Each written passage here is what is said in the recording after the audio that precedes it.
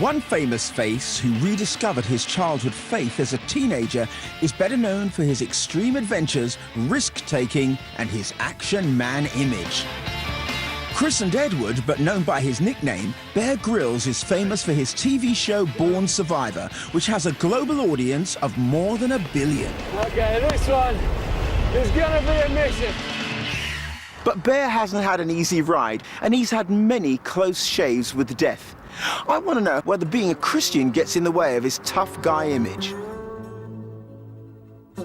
You are known worldwide. Was fame something that you set out to find?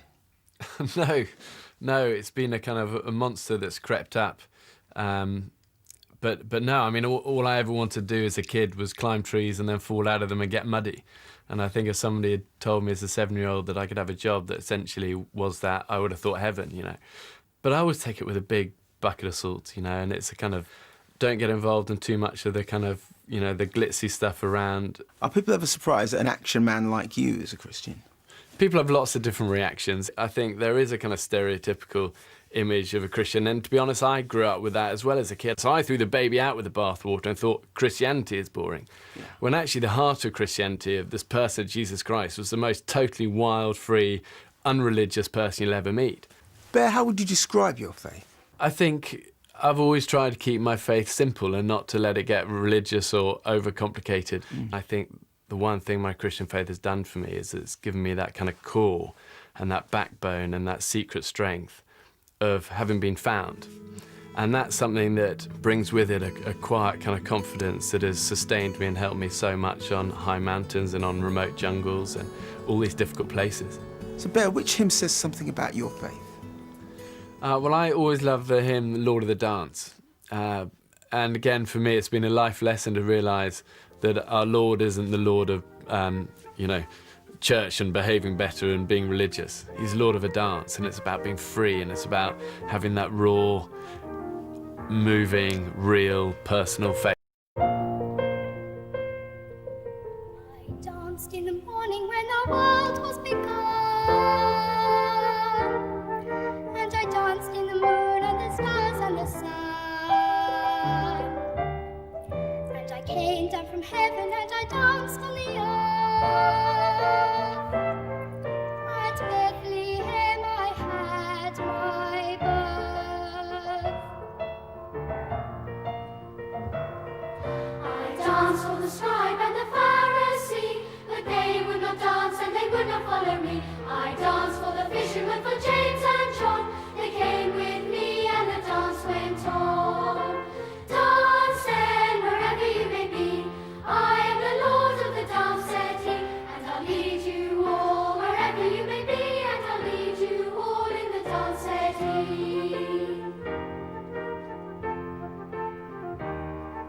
I danced on the Sabbath when I cured the lame. The holy people said it was a shame. They whipped and they stripped and they hung me on high and left me there on the cross to die. Dance then wherever you may be. I am the Lord of the dance, said he, and I'll lead you all wherever you may be, and I'll lead you all in the dance, said he. They cut me down and I leapt up high. I am the life that will never, never die. I'll live in you if you live in me. I am the Lord of the dance, said he. Dance then wherever you may be. I am the Lord of the dance, said he, and I'll lead you all wherever you may be, and I'll lead you all in the dance, said he.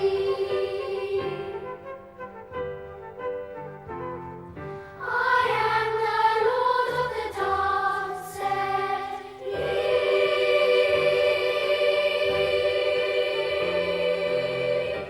Lord of the dance. Bear's TV career almost didn't happen. Trained as an SAS soldier, he was on leave from duty in 1996 when a freefall parachute jump went badly wrong.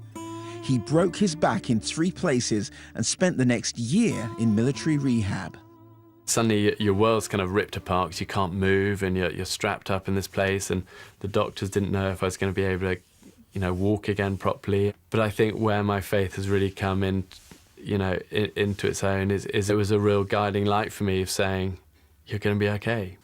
So after you recovered and after you were able to walk again, you became the youngest person to climb Everest. Well, why did you do that? I suppose Everest was my proving ground to prove that I wasn't out. You know, just because life's knocked me sideways, I'm going to get back up.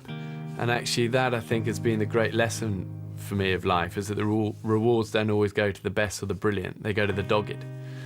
And I remember just collapsing to my knees, you know, and it was a powerful moment for me. So you go to these extreme places. What keeps taking you back to them? What takes me back to all of these wilds and the extremes is that it's one thing in my life I'm good at. When I'm in a jungle or I'm up a mountain, I come alive. I feel a kind of strength there, and life becomes much more raw. That fluff gets blown away.